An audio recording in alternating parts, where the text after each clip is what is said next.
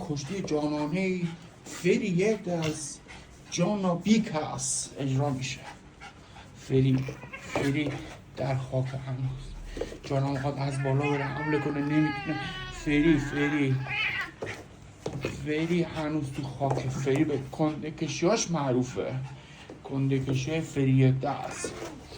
جانا هنوز تو با دم اشاره میده که خستم. فری یه تایم آزاد بدیم من غذا بخورم.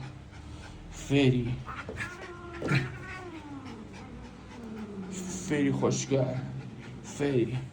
فری از کشور بلغارستان و جانا از کشور روسیه. فری الان داره خودش رو لیست میزنه. از لیستی یک جا نشسته. فری یک دست. فری